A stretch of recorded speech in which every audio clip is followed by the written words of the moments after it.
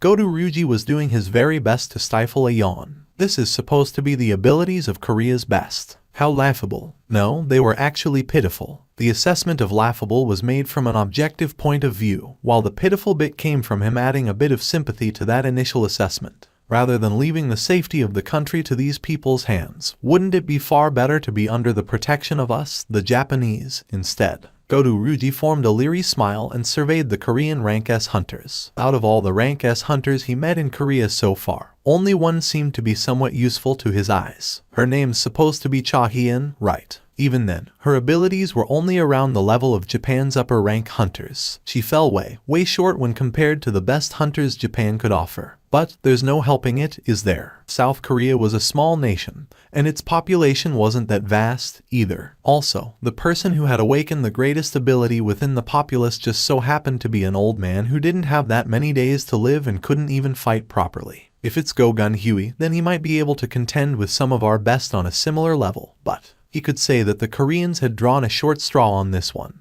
In any case, he was done with assessing the capabilities of the Korean hunters. He had completed the real reason for his extended stay in Korea. They wouldn't even survive for 5 minutes if we withdraw during the subjugation. Thinking that there was no more reason to stick around, Godu Ryuji turned around to leave, but then he spotted someone unfamiliar walking closer from the entrance of the gymnasium. Godu Ryuji's brows quivered greatly. He hadn't realized the approach of this unknown man even though they were in close proximity already. He was looking at the man with his own eyes, yet he still couldn't sense the other person's presence at all. Is he an assassin-type hunter? Godu Ryuji asked the association employee tasked with translation next to him. Who is that man? The employee fidgeted with his glasses and stared for a long time. Before finally recalling who the unknown man was, informed a smile. He's the newly registered Rank S hunter. So, that man was that reawakened with no known reliable information available. Godu Ryuji was thinking of spending the remaining time in Korea to unearth more about this man, but he now thought that this was actually better for him. He formed a bright smile and asked the association employee again. Seems like he's a pretty excellent assassin. Pardon? When the employee stared back with a strange expression, Godu Ryuji realized something was off. Did I make a mistake? Oh no, that's not it. But, well, the employee pointed at Jin Woo and spoke. He's actually a mage-type hunter, Mr. Godu. No freaking way. Carrying a disbelieving expression, Godu Ryuji quickly accessed the Korean Hunters Association website. There it was. The profile image and the person's face were a perfect match. He's really a mage type. In the middle of the gymnasium, the shirtless Baek Yun-ho and a hulking middle-aged man with a huge frame were having a sparring session. Excluding Godu Ryuji, everyone else present was looking on at that with deeply interested expressions. Swish, Baek Yun-ho slapped away the hand of the quickly approaching man, spun his lower half, and sent out a powerful low kick. Contrary to expectations, though, the one to frown was Baek Yun-ho. Jin Woo could tell why. In that briefest of moments, the giant man utilized a body reinforcement type skill to defend his legs. Judging from that huge body and the skill he used just now, he seemed to be a tanker type, but his agility stat must have been rather out of the norm as well. Should Jin Woo chalk that one up to that man being a rank S? The giant middle-aged man smirked. Instructor Baek, it won't do for a young man like you to be this powerless. I'm not an instructor, Ma Instructor Nim. The giant man referred to as Ma Instructor Nim chuckled genially and grabbed the belt of his dabok. Maybe because a guy with a physique of a sumo wrestler was wearing a dabok, it kind of felt a bit out of place to Jin Woo's eyes. Well, in that case, the giant man fixed his attire for a moment before pouncing forward again, and Baek Yun-ho unleashed his magic power to counterattack. Both of them were carrying joyous expressions. As Instructor Ma pushed forward, and as Baek Yun-ho was pushed back, they both looked to be enjoying themselves. It seemed that they were relishing this rare opportunity to unleash some of their powers that had to be restrained most of the time in this gathering of Rank S awakened. Even then, if Mr. Baek Yun-ho were to fight seriously, Mr. Ma Dong-wook wouldn't be able to endure it. Choi Jong-in walked in closer to Jin Woo and spoke up. The latter turned his head to look, prompting the former to nod his head in a greeting. Jin Woo reciprocated the greeting, and their conversation continued on from there. That person wearing dabok is the Shining Star's Ma Dong-wook. Jin Woo was thinking to himself that he had heard of that name before, and it turned out that man was the master of the Shining Star. He nodded his head and threw a question. It's not like he needs to go easy on his opponent, so why is Master Beak hiding most of his powers? He finds it a bit troublesome to reveal his powers in front of too many eyes. Chairman Beak transforms into a real monster when he fights seriously, you see. Back in front of the Red Gate, Beak Yun-ho did reveal a pair of beast-like eyes to Jin-woo. So, it's not just his eyes that can transform, Just like Beak Yun-ho's ability to transform, one would hear about top hunters possessing rather unique abilities every now and then. In a way, they were the possessors of monster-like powers. From other people's perspective, Jin-woo thought that he'd be seen like that, too. Hunter Nim, Mr. Godu wishes to speak to you for a moment. Jin-woo knew that Godu Ryuji was standing nearby, but because he hadn't expected to be addressed at all, he could only form a confused expression. Will you have a sparring match with me? There wasn't any deeper meaning behind his actions. Godu Ryuji came to South Korea to personally confirm the capabilities of the top Korean hunters with his own eyes. And now, he had developed a bit of curiosity after discovering someone a bit unique out of the lot. That was all. I'll soon find out whether he's really a mage or not. Godu Ryuji refused to accept that the man standing right in front of his eyes wasn't a melee-type hunter. Jin-woo's gaze shifted over to Godu Ryuji. The Japanese man was waiting for an answer with an unreadable smile on his face. You want to find out more about my skill level, is that it? There was no way that the world-famous Godu Ryuji would do something so eye-catching just to show off his abilities. If that was indeed his aim, he'd have asked either Choi Jong-in or Beak Yun-ho, the leaders of the number 1 and 2 South Korean guilds respectively. Instead, I don't know what you're planning here, but, judging from the undisguised stare from earlier on, it was more than likely that Godu Ryuji's interest was on Jin-woo. Even then, he didn't feel displeased by the Japanese hunter's abrupt suggestion. No, rather than that, he was genuinely intrigued by the prospect of the fight itself. Godu Ryuji stopped smiling as a thin frown formed on his forehead. He's smiling. He expected Jin-woo to become flustered and then eventually try to back out, but then, the Korean hunter simply displayed a certain relaxed vibe. Instead, Jin-woo told something to the interpreter, and the latter jumped up pretty high in shock right away. Excuse me, Mr. Godu. Seong Jin-woo Hunter Nim agreed to your proposal. However, he says he has a condition. A condition. Not only had the opponent failed to lower his tail and cower, but he also accepted the challenge straight away, and even put up an extra condition as well. He'll agree only on the condition that Mr. Godu gives his all. Godu Ryuji's stare immediately shifted to Seong Jin-woo. Is he being serious? Seeing the expression on Jin-woo's face, one could tell that he wasn't kidding around. Godu Ryuji tilted his head. Wait, maybe he doesn't know who I am. But that couldn't be. With a rank S healer nearby, there shouldn't be any big accidents either. Alright, I accept. Who's that guy next to the Japanese hunter? Isn't he Hunter Seong Jin-woo? What's this? Are they going to spar or something? Soon, the rank S hunters and association employees within the gymnasium all gathered around the two men glaring at each other, as everyone was immersed in the developing situation. Half of them looking on with worry while the other half in anticipation.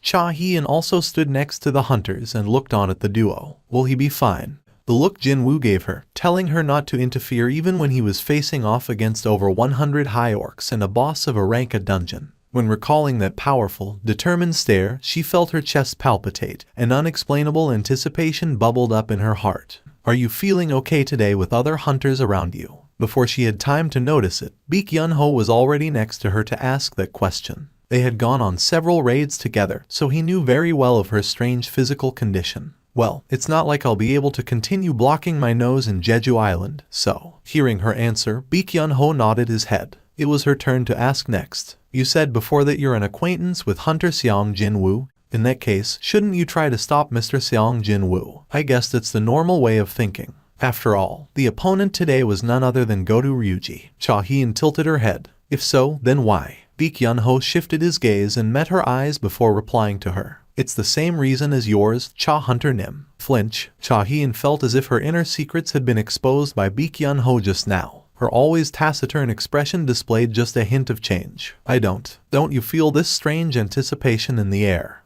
She couldn't deny that. Even now, her heart was racing with a singular thought of if it's Hunter Seong Jin-woo, then he might. Filling up her head. It's the same story for me. Beak Yun-ho replied with a grin and looked back in Jin-woo and Godu Ryuji's direction. If Hunter Seong is really an awakened who can grow stronger as per my expectation, then this could be the chance to confirm that theory. Godu Ryuji raised his fist first. The interpreter standing nearby hurriedly left their side. Making sure that the interpreter had run off to a safe enough distance, Jin-woo belatedly put his dukes up as well. No, that's what he tried to do. But then, swish, without a moment's delay, Godu Ryuji's fist flew past where Jin-woo's head had been a blink ago. The Japanese man's eyes grew wide. I missed. The attack was meant to floor Jin-woo in one go and help Godu recover his damaged pride.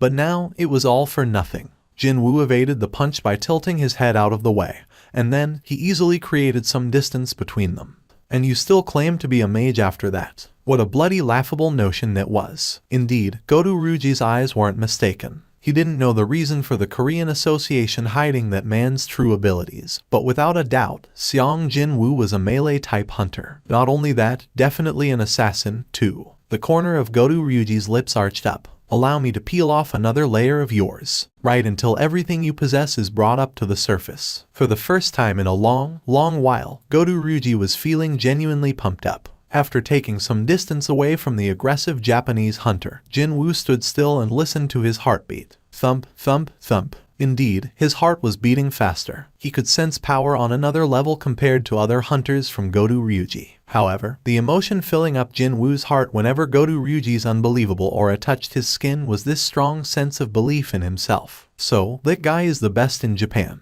Only now could he truly recognize how much he had changed while raising his level to 97. His strong confidence was clearly visible on his face now. On the other hand, Godu Ryuji's expression was hardening. He's smiling again. How dare he, in front of me? Godu Ryuji spat out a heavy breath. The scarcely believable amount of magical energy he emitted began to heavily press down the surrounding air. Hunters watching on were jolted by a nasty surprise. Shouldn't we stop them before something happens here? Godu Ryuji, maybe he's thinking of really going for it now. However, there was a thin smile on Jin-woo's face. This was what he wanted, anyways. Godu Ryuji saw that Jin-woo showed no signs of cowering even after he had unleashed his fearsome level of magic power, and felt something welling up from deep within. His eyes gleamed dangerously just then. Even before other hunters had the chance to step forward and stop this bout, Godu Ryuji pounced like an angry predator. The distance closed up in an instant. Godu Ryuji reached out with his hand. Jin-woo leaned back in the nick of time and evaded the attack.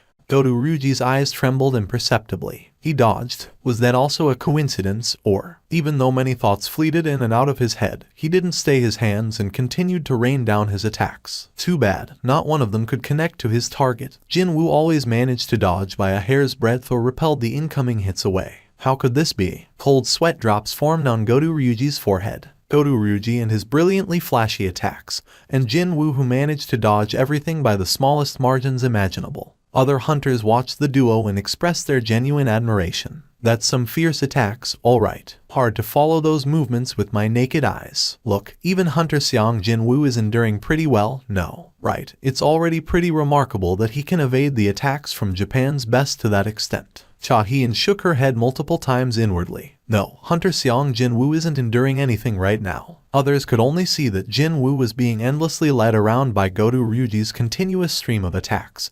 But in reality, it was completely the opposite. Cha-hee swallowed her saliva, feeling rather astonished at the moment. He's actually leading Godu in such a way that Godu has no choice but to keep attacking. If she was not wrong about this, then Hunter Seong Jin-woo had matched his own pace to the opponent's, so he could figure out more about who he was facing here. Such a thing was only possible if his own level of abilities was several times greater than that of his opponent's. How can that even make any sense? But that nonsensical event was actually unfolding right before her eyes. If someone formed a murderous intent towards him, the system would float up a message and issue an emergency quest right afterwards. What if he got a quest telling him to kill Godu Ryuji here? Godu Ryuji's outstretched hand, aimed at Jin-woo's eye, narrowly missed and ended up slicing his cheek just a little. If his reflexes that had reached the absolute limit didn't react in time and tilt his head out of the way, he might have really lost his eye just now. It was an attack that clearly carried the intent to kill, and it was clearly aimed at a vital spot of the human anatomy. Such a thing would never be accepted during a training match like this. In the blink of an eye, the atmosphere changed. Baek Yun-ho unconsciously spat out a frightened gasp. The first person to sense the abrupt shift in the atmosphere was actually Godu Ryuji, however. Unfortunately for him, although his body understood the change, his head could not. The chilly air roused sleeping goosebumps to break out all over his body, and all the hair on the back of his neck stood up. He had never, ever felt like this before. Jin Woo's arm was cocked back by a lot. A tightly clenched fist at the end of that arm was taking an aim at Goto Ryuji's unguarded face. The air sinking lower all around, Goto Ryuji pressed down on his shoulders. He suddenly couldn't breathe anymore. Why did he inexplicably think of the word death right at this moment? But then, stop. Baek Yun-ho and Cha Hee-in jumped into the fray purely out of instinct and grabbed hold onto Jin Woo's right arm. The former was tightly hugging Jin Woo's shoulder as if he was trying to pull it down, while the latter was grabbing onto his wrist with everything she had. When Jin Woo looked back, Baek Yun-ho hurriedly shook his head. Even Cha Hee-in was looking at him with anxious eyes, fear clearly visible on her face. The desperate dissuasion of these two that didn't even care about their own safety helped Jin Woo to cool his agitation down somehow. Baek Yun-ho quickly spoke to him. Let's stop the sparring session here, since the mood seems to have turned for the worse. Please tell the Japanese for us. The interpreter nodded his head. Forgive us for butting in. That man is supposed to lead the Japanese team in the operation a few days from now. I couldn't just stand by and watch, even though there was a chance that something might go horribly wrong for us. Baek Yun-ho cautiously studied Jin Woo's expression and asked, did I do something unnecessary? No, not at all. Jin Woo readily admitted to it. Baek Yun-ho was right. If something happened to Goto Ryuji and that led to an unnecessary snag in the operation, then both countries might end up suffering severe consequences afterwards. So, he never thought of assigning any blame on Baek Yun-ho or Cha Hee-in after they interfered in the timely fashion. Ma Dong-wook laughed genially. To be able to walk away with only a small scratch on your cheek after having a bout with the one and only Goto, you're truly something else, young man.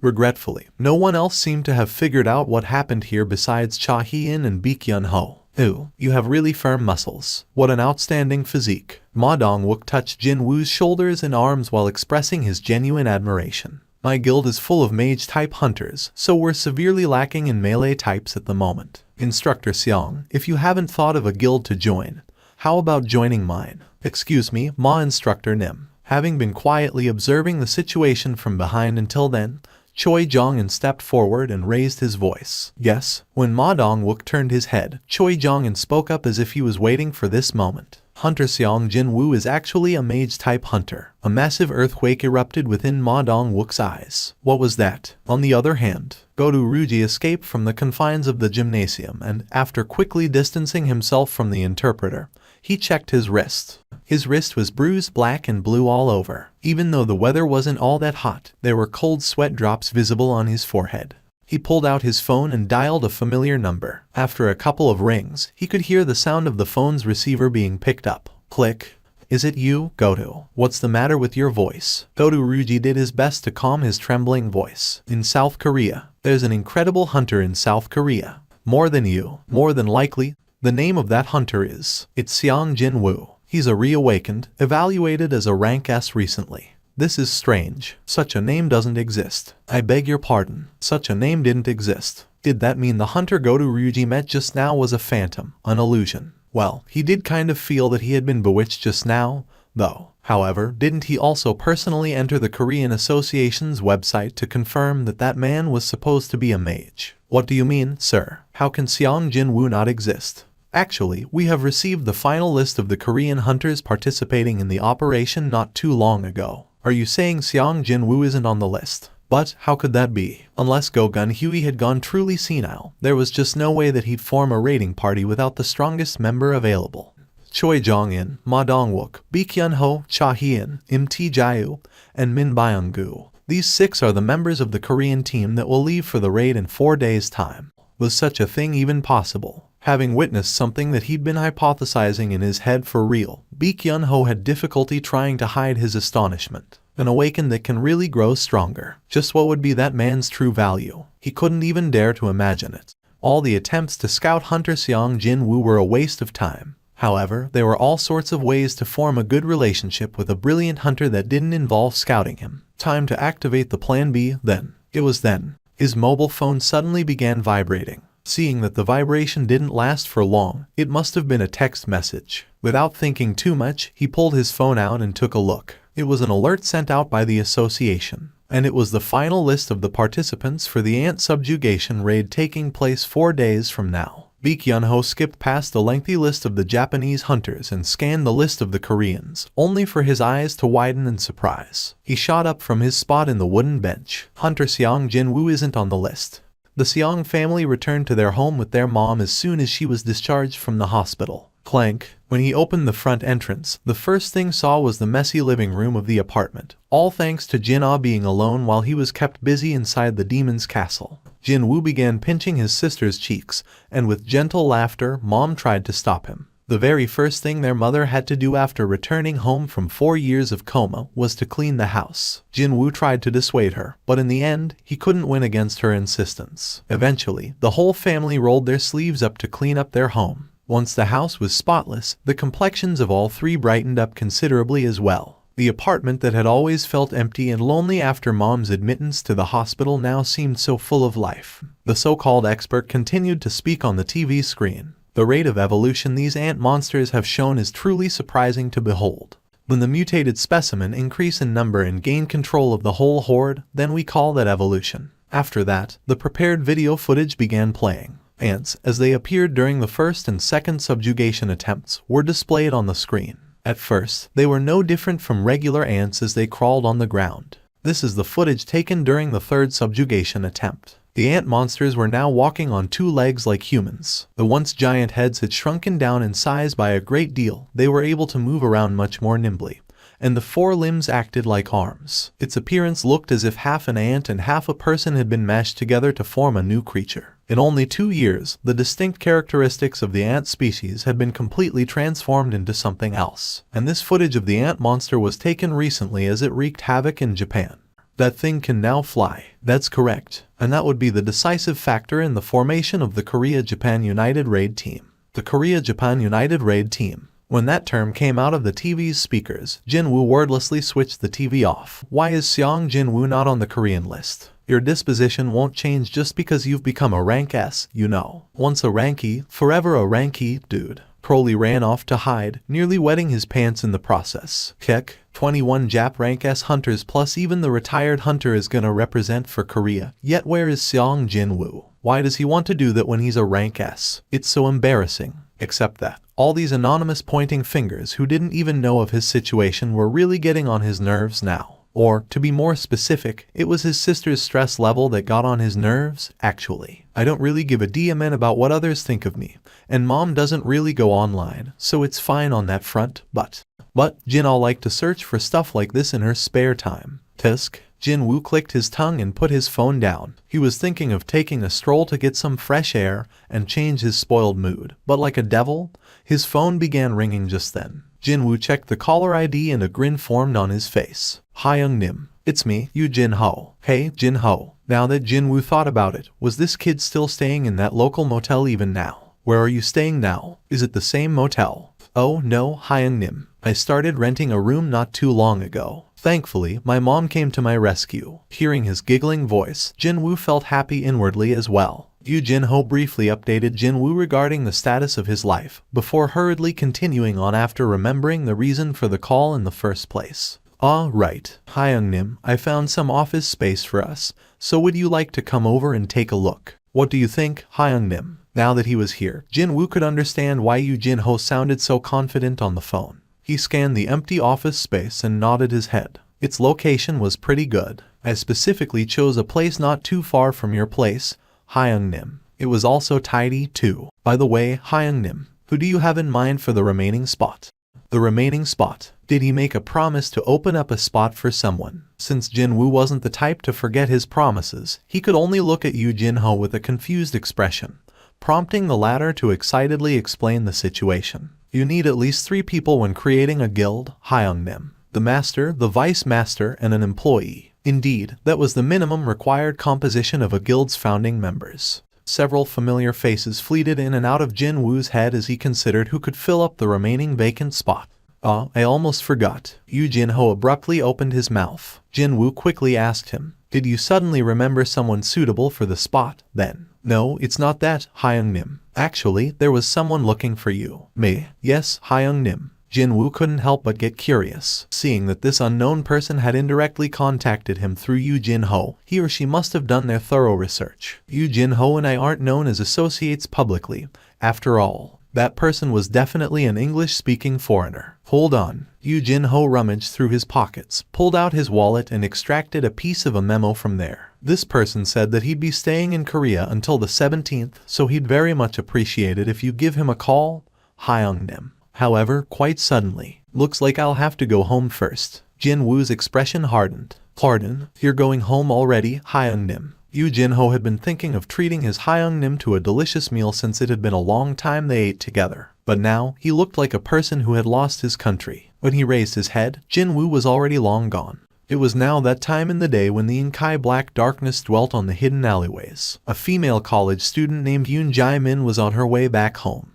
Her heart was pounding like crazy at the moment, however. You make a noise, I'll kill you. The man who walked right by her seconds ago was standing in the street corner with a kitchen knife and an insidious smile on his face. You know that. A few people had died here already, right? Yoon Jae-min couldn't even scream. With a pale complexion, she stood there completely frozen. Follow me. There was no one around them. Only the broken street light flickered listlessly. The man scanned his surroundings. Since the girl didn't look like she'd be able to move, he was thinking of offing her here, right now. How fortunate that there was nobody around. Also, there wouldn't be a CCTV camera of the Big Brother installed in a secluded alleyway like this one, as well. That's why I love this neighborhood, you know. I'm curious about something. The voice naturally belonged to Jin-woo. Why are you doing this? What's the matter? You wish to reform me or something? Nope. Just curious if you have a reason or not. That's all. The serial killer snorted derisively. Well, if I were to really think of one. Because it's fun. Fun, for some reason. Whenever I see someone weaker than me, I just want to torment that person. The serial killer didn't get to finish what he wanted to say. Instead, he fell to the ground clutching his left ankle where his tendon had been sliced apart. When he raised his head, he realized that Jin-woo was holding the kitchen knife even before he had the time to notice it. Just when it was right then, Jin-woo's shape grew blurry again. This time, it was his right ankle. The serial killer rolled around the ground in pain. Jin-woo ignored the venom-spewing serial killer and calmly dialed 119 to call for an ambulance. He then pulled out the ID card from the wallet to take a look. Next, he placed the phone and the wallet back in the hands of the shivering serial killer and murmured quietly, "Hand yourself over to the police before midnight tomorrow." What? If you wish to keep breathing, that is. He said all he wanted to say. Jin-woo got up from the spot and inserted one of his shadow soldiers inside the serial killer's shadow, before leaving a similar-sounding order to that soldier. Although, I don't know how patient a high orc's shadow can be, but that soldier might not be good with patiently waiting around until the designated time. But well, carrying out the next part of the order should be the speciality of high orcs. I'd prefer it if you keep living on. The killer had to be alive if he were to repent for his sins for the rest of his life. What the hell are you? Jin-woo left the serial killer shivering from pain and fear behind in the vacant lot. He could hear the sirens of an ambulance coming from afar. He walked to a far enough location, and after confirming that there was no one nearby, he pulled his hood back. The future of my station depends on this raid. In order to win the exclusive broadcasting rights, the director had to spend over half of the station's total annual budget. There had been simply too many competing bids, and that's why he had to go all in. But, then again, there was a compelling reason why he simply had to make such a brave business decision. Not many Rank S gates opened up around the world. Even when one did open, it was still impossible to take the recording equipment inside to capture the footage of what happened in there. In other words, this would be the one and only opportunity for regular citizens to witness an actual Rank S raid in progress. As long as there wasn't another unfortunate event of a Rank S gate opening up somewhere else that was. On top of this broadcast wouldn't be a recording, but shown live. Sure, there would be a 10-minute delay to the live feed. But still, just how high would the audience rating reach? 70%. 80%. As long as the raid doesn't end in failure. Indeed, no sane-minded viewer out there would ever want to watch the top-ranked hunters get devoured by the monsters during the raid. No, even if there were, he couldn't let such footage be broadcast to the public to begin with. So, the director had staked everything he had on the success of the fourth subjugation operation. By the way, I'm surprised that the association president Go Gun-Hui actually gave his permission to film this raid. I mean, that hard-headed man wouldn't have allowed it simply for the sake of money, so perhaps he wishes to console the hearts of the citizens. The Korean Hunters Association had to swallow the bitter pill of defeat 3 times at the hands of the ant monsters. Because of the continuous failure, the association had to suffer great losses, which in turn also led to the loss of the public's trust. Hey, Byung-gu, I really didn't expect you to show up here today. Min Byung-gu grinned in response. I thought that, without me healing you, Hyung would be the first one to get killed today. I mean, you always jump on a monster whenever you see one, you know. What the hell? Why do you have talk like that? Since when did I ever jump on monsters? Other hunters began giggling after hearing the two men chat. Min Byung-gu was the sole rank S healer in South Korea. All members of the raid team were greatly relieved and happy to hear that he was coming out of retirement, especially to participate in this operation. There was a big difference in whether there was a healer or not in a raid. After all, one would be able to fight harder without worrying about getting hurt when there was one. As the tense atmosphere frozen stiff in nervousness gradually relaxed through Baek Yun-ho and Min Byung-gu's conversation, Cha Hee-in sitting next to the former quietly asked a question. Chairman Baek, by any chance, have you spoken to Mr. Seong Jin-woo before coming here today? Mr. Seong Jin-woo. Yes. Baek Yun-ho shook his head. No, I haven't. But why do you ask? It's nothing important, actually. I guess I've made a mistake. It was then. Ma Dong-wook broke out in genial laughter. Looks like it's finally starting. The gazes of the hunters present followed the direction he was pointing at. Through the window of the helicopter, they could see the darkened island that had become the land of monsters. Let me take care of them. The sole mage-type hunter among the team, Choi Jong-in, stepped forward. His skill, Flame Spear, was called into action. As soon as he was done casting his magic, 7 bodies of floating flames drew long lines in the air to resemble burning spears and slammed accurately into the airborne ants. It was difficult to kill a single ant monster with scattered firepower, but it was more than enough to burn away their wings. With their wings burnt off, the ants fell freely back to the earth. They say they have landed on the island now. Just as he was done speaking up, there was a loud explosion from afar. As if that was the signal, several more explosions began ringing up from all parts of the island as thick, choking smoke plumes rose up. The 4th subjugation operation was now officially underway. The Master of the Reapers Guild, Im Jae, looked out of the helicopter's window, and at the ground far below, a deep frown forming on his forehead. Thousands of ants were pouring out of the ant tunnel, before splitting up into 4 smaller swarms to rush towards the 4 cardinal directions. That's some creepy and disgusting thing to look at. Seriously, man, doesn't it look like most of them have left the tunnel now? This raid team only had one goal, to eliminate the Ant Queen. Let's go. From the helicopter, 7 people, the 6 members of the raid team and the lone cameraman, jumped out. How long has it been since the Koreans went inside? Goto Ryuji threw out a question. They say it has been less than 10 minutes. 10 minutes, is it? Time to start the escape procedure, then. Before they started withdrawing from Jeju Island, though, Goto Ryuji briefly scanned his vicinity. The corpses of the massacred ants were piled up on high. The role of the Japanese in this raid, on the surface, of course, was to attract the attention of the ants. They didn't even focus on killing the ants and concentrated on retreating in order to buy as much time as possible. Yet they still managed to achieve such a feat. The Koreans might find these ants as tough opponents, but they are nothing to us, the Japanese. The moment Jin-woo stopped his usual daily run, the familiar mechanical beep rang out in his ear. Completely the opposite to when he started doing the daily quests, Jin-woo wasn't even out of breath. He had repeated these daily quests for so long, it simply felt like the part of his daily routine now. Soon, along with the completion message, his rewards figuratively landed on his lap. Stats. Out of the 3 stat bonus points he gained as a reward, Jin-woo spent 2 on his agility, while the remaining point was spent on his strength. Jin-woo dismissed the stat window with a satisfied grin still etched on his face. He then took a look around him. His neighborhood had always been on the quieter side, but today, he failed to spot a single soul so far. He could easily guess the reason why, though. Jin-woo pulled his phone out and confirmed the current time. I knew it. The Korea-Japan United Team's raid would be in full swing by now, and pretty much every single citizen should be glued to their TV screens, too. Jin-woo turned around. His daily quest was already over, but the steps leading him back home were far more urgent than usual. The operation was unfolding smoothly so far. Just as the Japanese had predicted, Ma Dong-wook's team didn't encounter any obstructions as they entered the deeper parts of the ant tunnel. The inside of the tunnel resembled the cave-type dungeons in its layout. However, if there was one clear difference to note, then that would be the lack of illuminating stones. The hunters had to provide light themselves to see where they were going.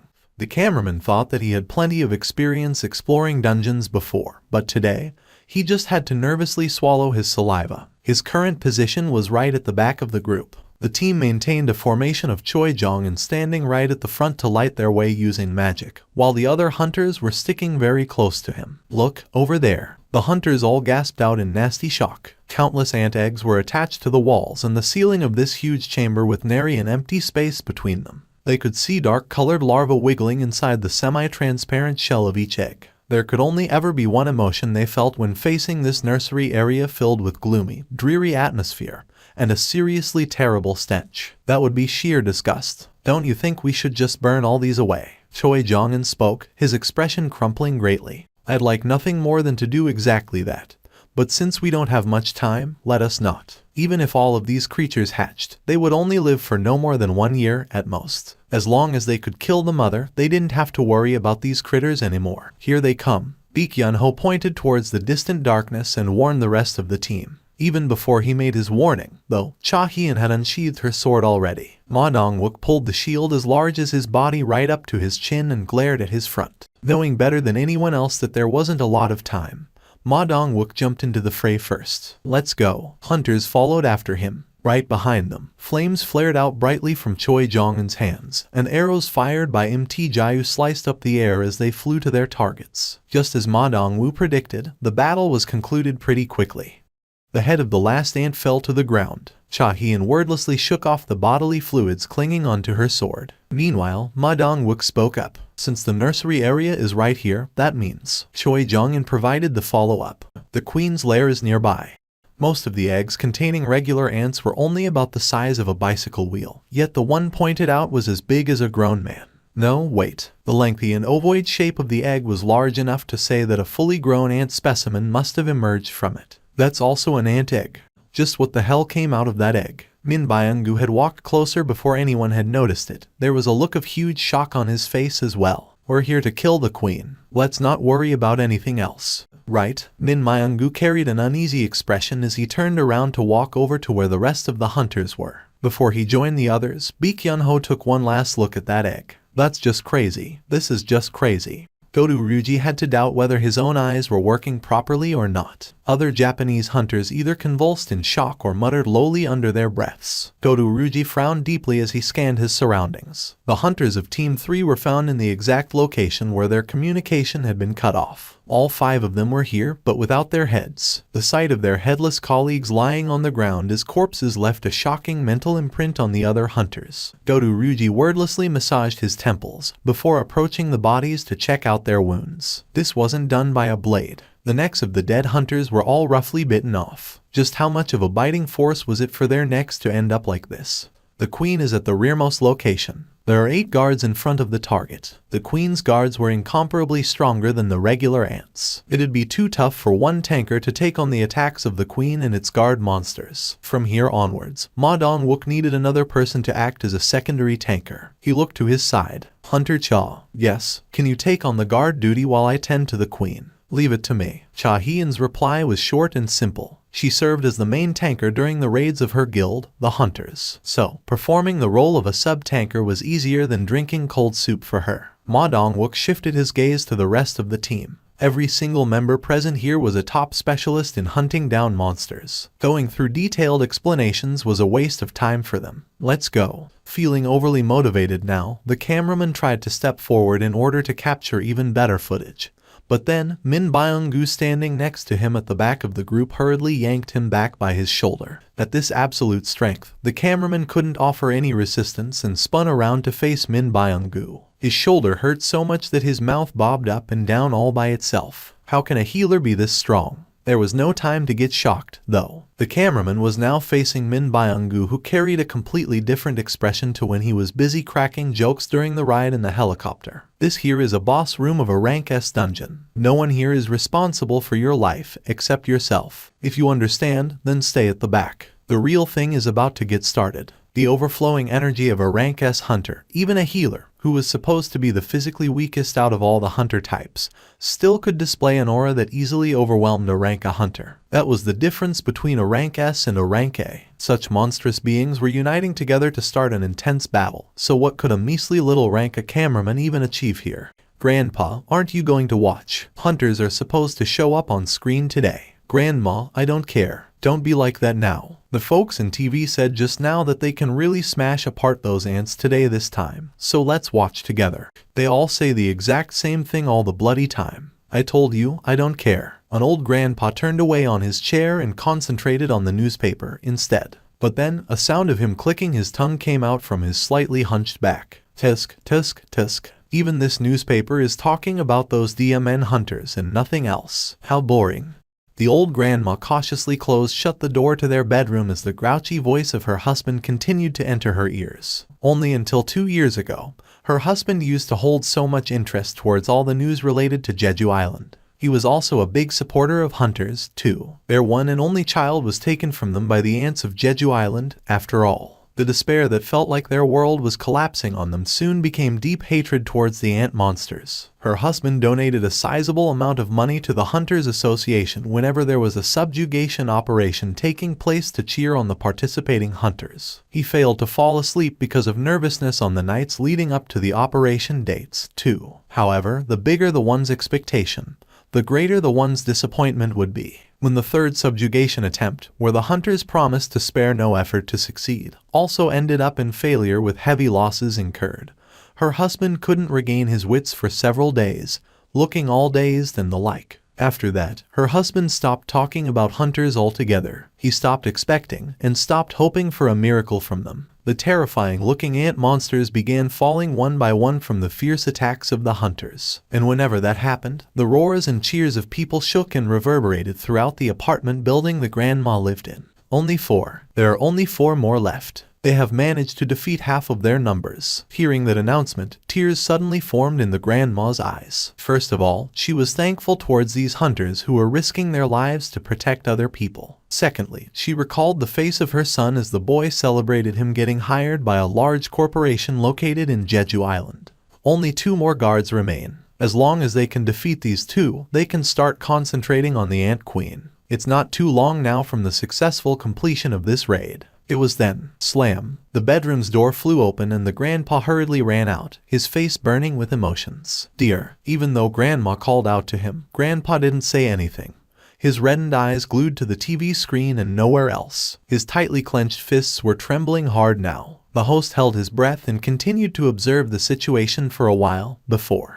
They have defeated all of those powerful ant guards. The only remaining ant is the queen itself. As soon as they kill the queen, it'll be the same as the ants being completely decimated. Our proud hunters, they are not wasting any time and have begun attacking their final target. The TV screen now displayed the stirring image of 5 hunters rushing in at the same time from behind Ma Dong-wook, who had endured commendably well against the Ant Queen's attacks. Thick tears streamed down Grandpa's face as he energetically punched the air almost out of instinct. The Ant Queen was truly on its last legs. All they needed was a little more push, and that would be it. There were hundreds of arrows stuck tightly together on the head of the queen fired by Jayu, and the creature resembled a hedgehog as a result. Yet another arrow flew and struck the queen in the face. The creature screeched out as if it was in great pain and shook its head.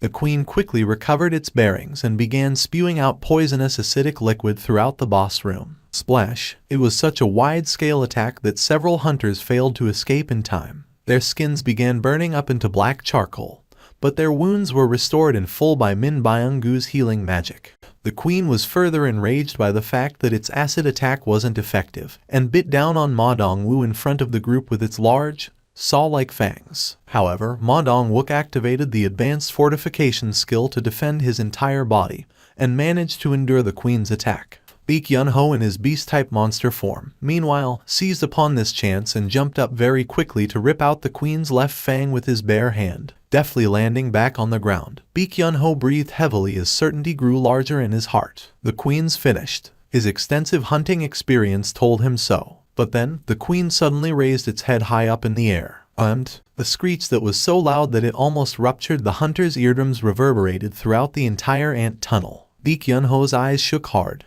What was that? A roar of anger. Its death throes. No, it felt different from those. That screech sounded like a pleading call towards someone, something, which was still far away. It's calling for something. When his thought process reached there, he felt an unexplainable chill run down his spine. We need to stop that thing. Before Baek Yun-ho could take another step forward, Cha Hee-in jumped up rather gracefully and swung down the sword she held firmly with both hands. Slice! The queen's head fell down to the ground first before she could land back on her feet. Thud! The cameraman had been holding his breath as he bore witness to this battle of the rank S creatures. And finally, he was able to raise both of his arms up high in elation as tears formed in his eyes. This was the moment when the curtains closed on the horrifying battle that lasted for 4 years. Hyung, we just became the 7th raid team in the entire world to successfully clear a rank S gate, so why do you look like? Hold on. It was then. As he watched a shadow approach them, he recalled the tall, humanoid-shaped eggshell back in the nursery area.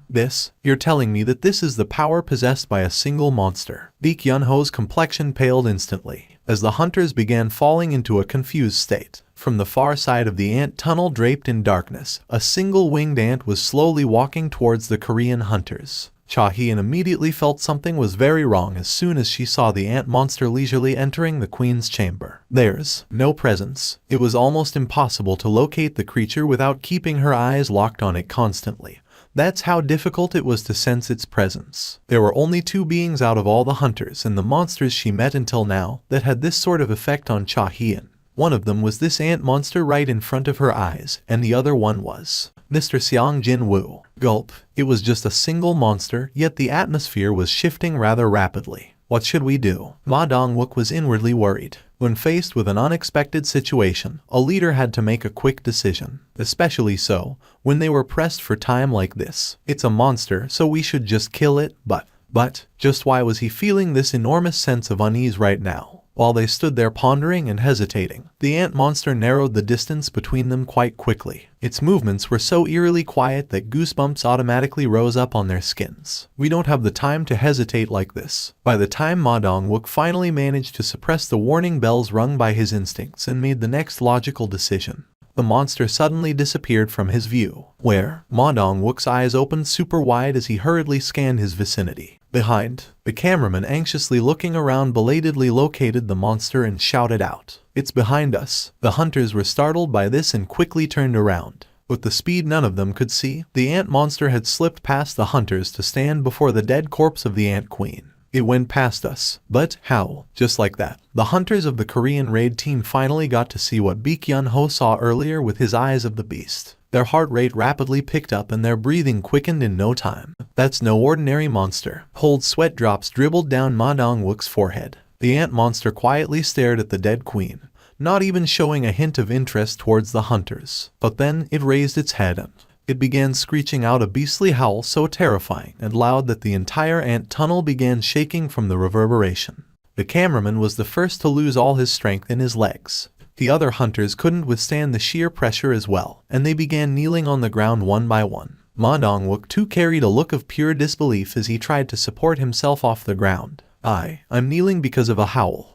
By the time the seemingly never-ending howl came to an end, the only one standing still was Cha Hee-in and no one else. However, her 2 legs were wobbling noticeably too, as if standing upright was all she could do at the moment. Cha Hee-in's eyes grew wider. The creature's face was hideously twisted as it turned around to face the hunters, as if it was expressing its anger at the death of the queen. She did her best to calmly move her hand towards the hilt of her sword. However, the ant monster was a step faster than the speed of Cha Hee-in, drawing her sword from her waist. The ant monster literally blinked and reappeared right in front of her nose. Cha Hee-in's eyes shook hard. She didn't even have enough time to think about defending herself. Slam! Being struck in the side of her head, Cha Hee-in flew away in a straight line and slammed into a far wall, before powerlessly falling to the ground. Just one hit, and Cha Hee-in was rendered unconscious. All of her teammates couldn't hide their astonishment after seeing that horrible spectacle. Because their strongest member had been knocked down in one hit, that was why. Unfortunately, they didn't have any time to stay shocked like that. They had confirmed the ridiculous power level of their new enemy. Ma Dong-wook powerfully bear hugged the ant monster from behind and strengthened both his arms. With the strength that could easily uproot a full-grown tree, he squeezed hard at the ant monster's body. Thick veins popped up all over his arms and his neck. Unfortunately, when the ant monster increased its strength for a bit, both of Ma Dong-wook's arms fell off, just like that. He fell down to his knees. Baek Yun-ho pounced forward. If he failed to draw that thing's attention away now, then Ma Dong-wook would be killed off in an instant now that he lacked the means to defend himself. Baek Yun-ho gritted his teeth. White fur began sprouting up all over his body.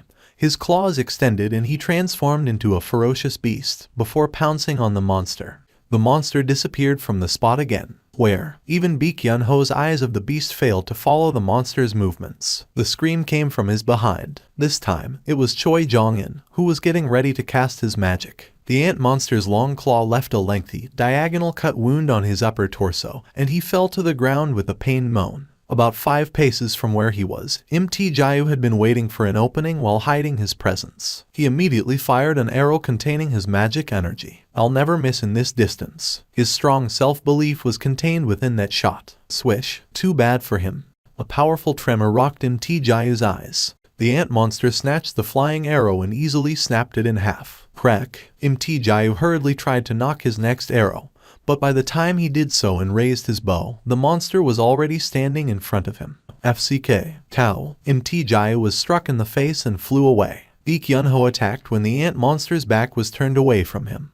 But the back of his head was grabbed by the monster instead, as the creature spun around in an instant. He was planted violently into the ground next. Just as the ant monster was getting ready to slam Baek Yun-ho to the ground again, Ma Dong-wook dashed forward and shoulder-charged the creature away. The ant monster rolled on the ground for a little while, before standing back up. Ma Dong-wook's arms had been severed for sure only a moment ago, yet he was attacking the creature with all his limbs completely intact. The ant monster defeated Ma Dong-wook again, and then proceeded to defeat other hunters again, too. Yet, the humans that should have stayed down with crippling injuries were attacking again, all fully healed in the blink of an eye. Only then did the ant monster begin to recognize the existence of a healer. The monster scanned the vicinity to find this annoying human. However, Min Byung-gu stayed calm under the pressure. His lone self-defense skill, camouflage. He was able to completely hide himself with this skill that was quite similar to the stealth skill.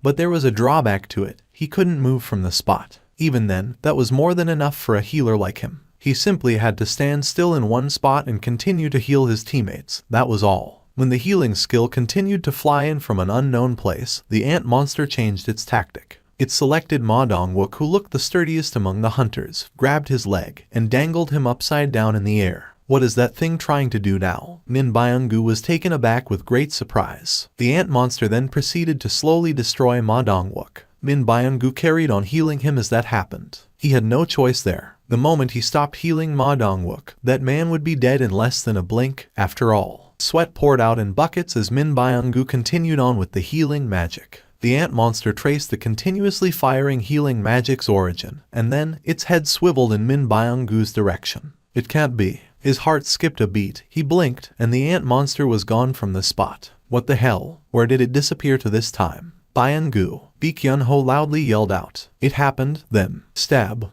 Blood sprayed out of Min Byung-gu. The pain of being burnt alive came from below, and he took a look down to see a huge hole in his stomach, and the ant monster's black arm emerging out of that hole. He raised his head in disbelief and met Baek Yun-ho's gaze. Min Byung-gu spoke in a faltering voice. Hyung, run, D. Byung-gu. Baek Yun-ho tried to get up, but he couldn't put any strength to his wounded leg. The ant monster tore into Min Byung-gu's head. Baek Yun-ho staggered unsteadily and ran forward. The ant monster discarded the now headless body of Min Byung-gu and grabbed Baek Yun-ho by his neck. He struggled with all his might, but it was still insufficient to escape from the creature's incredible grip. Suddenly, the ant monster opened its mouth. Hyung, run, Hyung, run. Baek Yun-ho was freaked out of his skull, his brows shooting up real high in shock and terror. The ant monster was perfectly mimicking the speech pattern of Min Byung-gu. If one subtracted the off-putting crack in its voice, one might even mistake it as Min Byung-gu's. Even. Run, Hyung. The ant monster repeated the same words for a long time,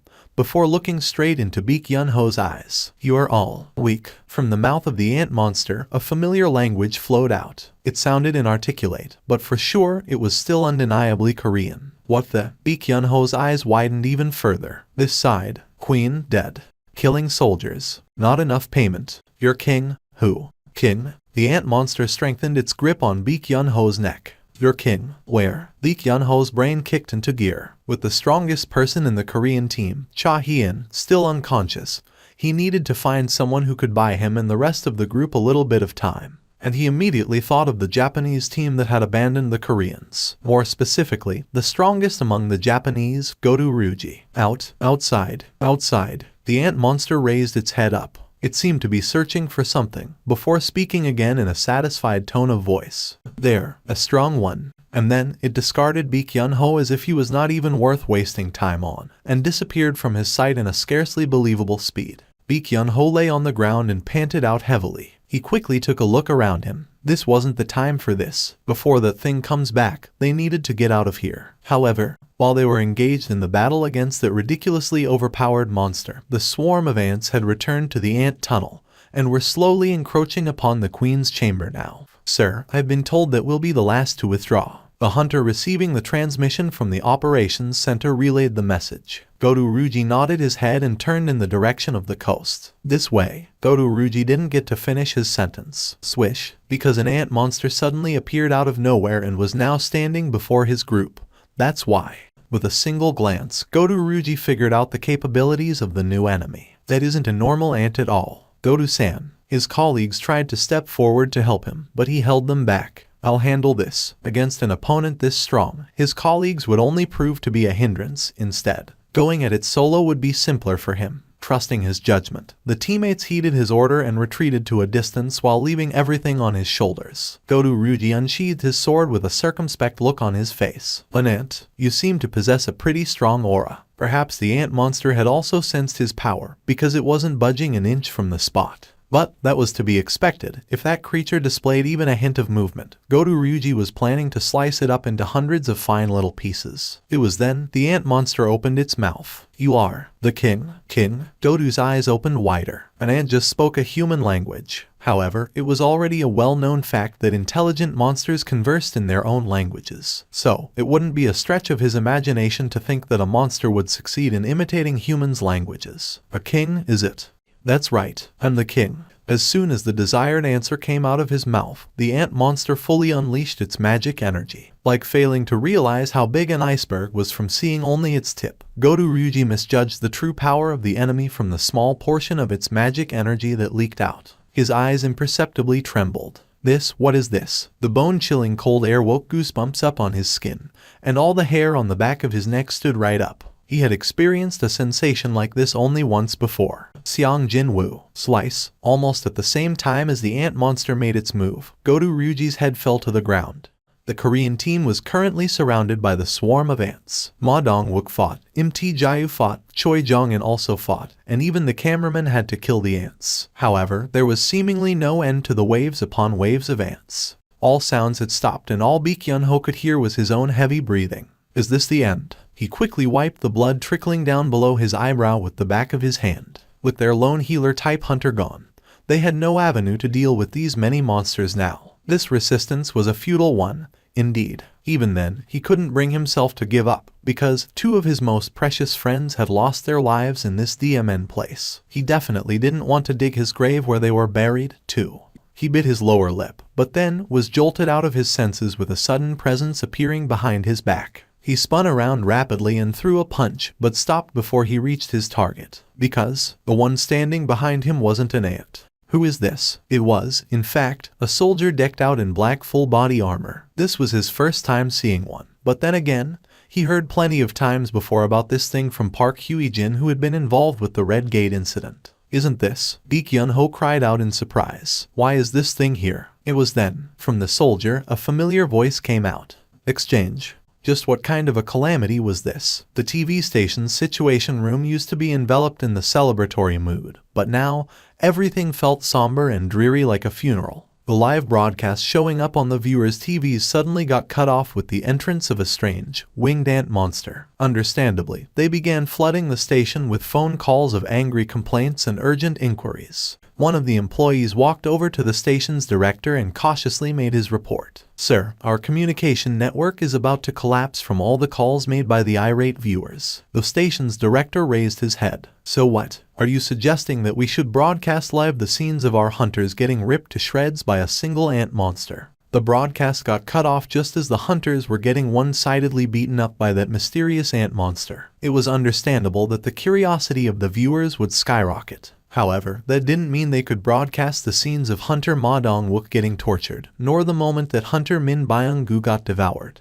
The director buried his face in his hands and let out a helpless moan. It's over. It's all over. The once-in-a-lifetime gamble where the fate of his station rode on was now going down the drain because of one DMN ant monster. Director. What now? Someone just appeared in the location out of nowhere. The director didn't bother to raise his head up and grimly replied, "Unless it's Jesus himself, don't report to me every little thing that happens over there." Got that? However, realizing that talking wouldn't get him anywhere, the producer increased the previously lowered volume up way higher. The Situation Room was immediately filled up with the screams of the ant monsters. The director quickly raised his head up out of sheer shock. The screen of the live feed monitor was reflected in the director's eyes. "Oh, dear Lord, Jesus Holy Christ." The director suddenly began calling out to Jesus, which he didn't even believe in, to begin with, and hurriedly shouted out to the rest of the employees. "What the hell are you all doing here? Why aren't getting ready to start broadcasting this?" "But, sir, if we start broadcasting again, we'll be showing the live feed instead. There won't be any delay in the transmission, and everything will be shown in real time, sir. It's all or nothing." "Pardon me, we've already stopped broadcasting midway. Anyway, things won't get any worse than it already has." "Well, I guess so." The hunter's sudden appearance was caught on the camera. No one could tell whether he was a Korean or a Japanese. Heck, it was unknown if he was a hunter at all. But with his appearance, the director's gamble that seemed to be over for good suddenly gained one last shot at the glory. The director issued a new order with a determined expression firmly etched on his face. "Switch it on. Switch it on, now." 1 year before the Korea-Japan United Raid team came knocking on the island, the Ant Queen began thinking, "We must leave this island." Other lifeforms that should have served as their food source had all disappeared from the island, and the incidents of its children devouring each other occurred frequently now. There was no source of food on this island to sustain the citizens of the queendom now that its population had swelled up to several thousand strong. This cannot continue. Abandon the existing nation and seek out a fertile land overflowing with other lifeforms to establish a new one. If the domination of the island was the Queen's first task, then this problem would be its second one. However, the Queen remembered. It remembered all the powerful invaders that stepped on the island several times before. The Queen's forces managed to repel them, but the nation had to suffer great losses as well. Far too many of the Queen's children had to be sacrificed. Would its children be able to defeat those beings if they went to another land? Needs stronger soldiers. It needed a single most powerful soldier to lead the citizens of the nation. And so, the Queen decided upon the direction of their evolution. Half a year later, by gathering the magic power it already possessed, as well as all the nutrients it had amply absorbed before, the Queen gave birth to a brand new life. It was the greatest combat weapon imaginable, born solely for the sake of dealing with the strong humans. The Queen's determination to create the most powerful soldier there was, combined with the original order of killing all humans it heard in its head, created a horrifying monster that simply exceeded all common sense. The monster was born with the skill, gluttony. By consuming its opponents, this new monster could turn their magic energy as well as a portion of their knowledge into its own. "I want to become stronger." The monster realized what its powers were early on and began devouring its own kin. But the Queen left it alone. What this monster wanted was the same as the Queen's desire, after all. The Queen was greatly happy as he grew stronger and stronger day by day. It was happy because he had already exceeded the power of his mother now, and without encountering a single hitch, the army he would lead was getting closer to completion as well. That was why. Just a little more time. In the midst of that, the human invaders entered this land once more. Their numbers were lower this time, but they were far stronger than before. However, the Queen laughed at them, in preparation of the ants waging war against humanity in another land. This should serve as a great opportunity to test out the powers of him. The Queen, as usual, sent out all of the soldiers guarding its castle along with him. Just as the Queen desired so, he went out and completed the first mission he was given. But when he returned, the Queen was already dead. He was enraged, and thankfully, there were enough strong humans left on this island that would serve as the outlet for his rage. First of all, the king of the humans was killed, and then it systematically annihilated all the subordinates next to the dead king. One of the subordinates cried out before he got killed off. He asked just what the hell he was. After devouring humans through the skill gluttony, he now possessed the ability to reason. He then began thinking to itself, "What am I?" Up until that point, he was a soldier of the Queen. But now, with the Queen's death at the hands of the humans, what should he call itself now? a sole existence that must lead the remaining soldiers of the queendom. He only knew one word to denote such an existence: king. He had killed off the enemy king already, so he had definitely satisfied the requirement to become one now. The Ant King bit onto the head of the remaining human. But then, suddenly, the Ant King's head swiveled in the direction of the ant castle. There was an enormous aura rushing out like a fierce storm from where the queen used to live. That level of power couldn't have come from a common foot soldier. A king, immediately sensing that an enemy that could threaten itself had appeared. The Ant King slowly rose up towards the ant castle. Thank you for watching. Subscribe and enable notifications so you don't miss the next chapter.